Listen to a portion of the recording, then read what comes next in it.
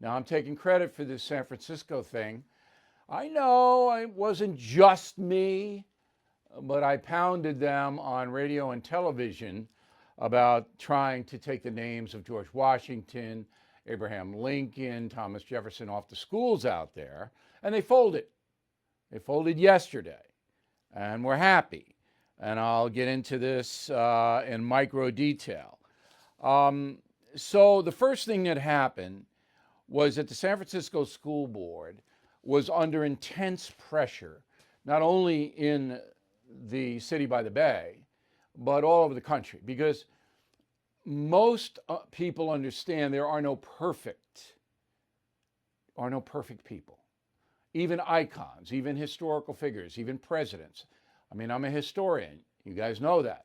There isn't one president, not one, who didn't do some bad things in his life. Not one. There are no icons. There are no war heroes. No one. If you read my books, from Killing Lincoln on, I tell the truth about these people.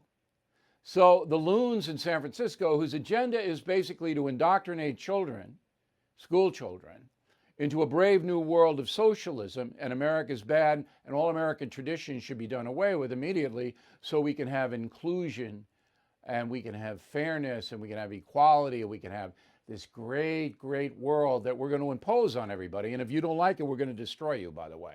That's part of it. So anyway, the nuts out in San Francisco was 6-1. The school board voted to take the names of the icons off the schools. And that would have cost a couple $100,000 to do it. $400,000 was the estimate. So the head of the school board, Gabriela Lopez, issued a statement on the matter yesterday, and I'm going to quote her. I acknowledge and take responsibility that mistakes were made in the renaming process. Reopening will be our only focus until all the children and young people are back in schools. We're canceling renaming committee meetings for the time being. We will be revising our plans to run a more deliberate process moving forward, which includes engaging historians at nearby universities to help, because we don't know anything. She didn't say that, but they don't know anything. Nothing. So I made this, I've mentioned this a couple of times, and I want to clarify tonight. Martin Luther King Jr., in my opinion, was a great hero. And I write about him extensively in Killing Kennedy. Okay? However, he did some things that are not good. And they're documented. They're on tape. Now, those tapes have not been put out. They're still classified as national security. And they won't be put out to 2027. And I don't think they'll be put out then. And I don't want them to come out. I don't want them to come out. Because I think that Dr. King did so much good, he shouldn't be besmirched even by his own activities. But you could not name anything after him if you went by the standards of San Francisco or anyone else. You wouldn't have any names of any historical people.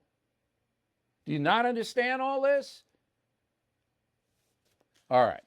We won. That's a big one. This is a big one. Big victory for traditional, fair-minded America. Well, Joe Biden is going to be president, and we may be in for some economic uncertainty. That's why now more than ever, I recommend you diversify with gold and silver.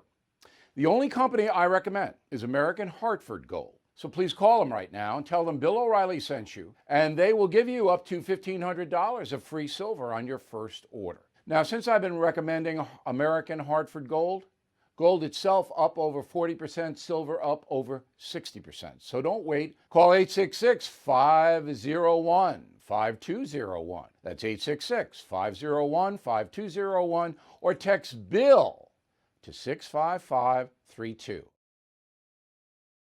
Bill O'Reilly here. Thank you for watching this video, and make sure you subscribe to the First TV YouTube page. Just hit the big red subscribe button below, and you'll get clips and highlights of my program, The No Spin News, every single day. We'll see you soon.